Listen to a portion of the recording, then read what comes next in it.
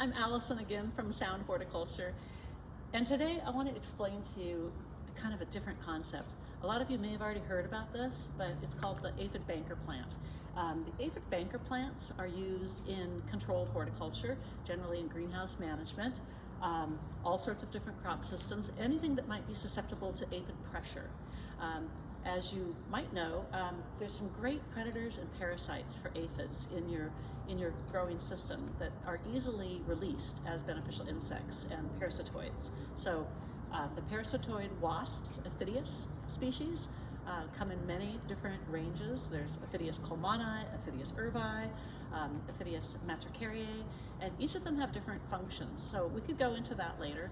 But the idea is people want to establish these. They may or may not be naturally occurring in your area.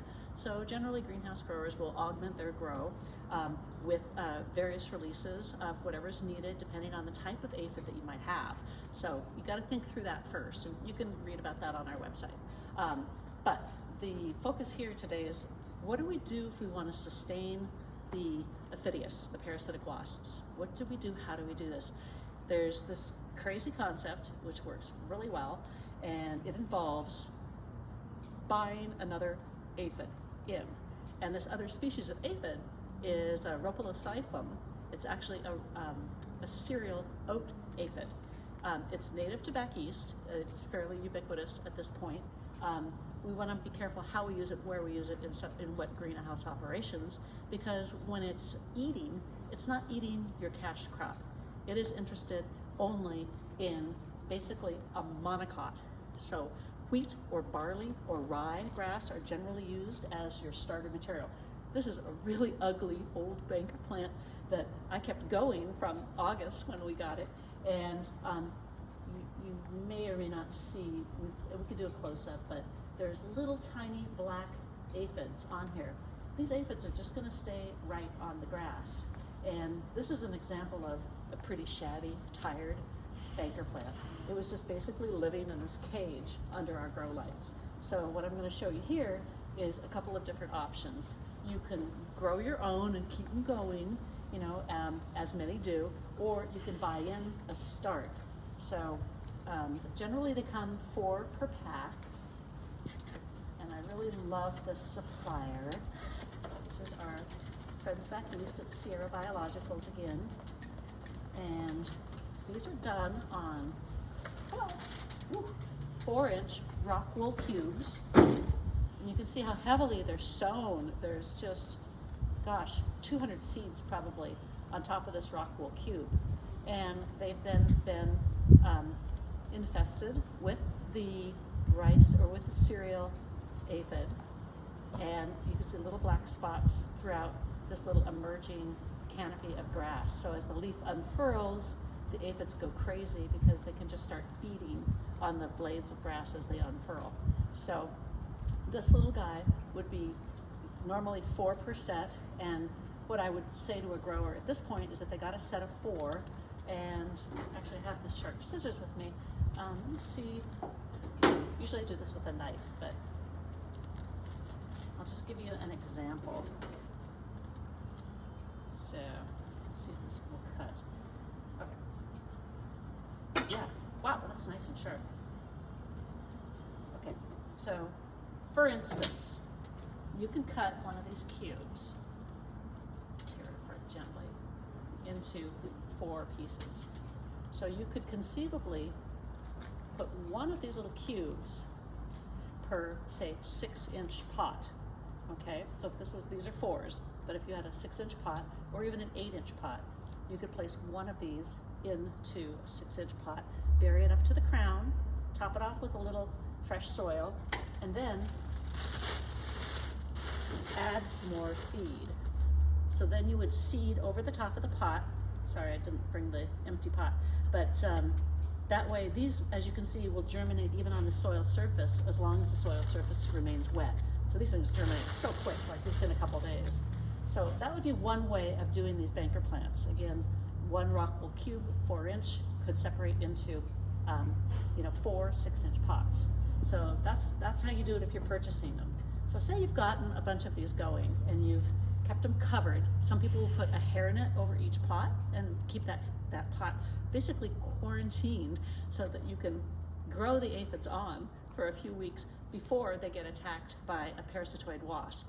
So in order to really build your stash, your stock, because you're creating your own, basically your breeder plant here, you would have to keep those protected from any incoming native parasitoids, or perhaps if you were trying to grow them in a greenhouse that already had overwintering Aphidius wasps, you'd have to keep those separate or covered.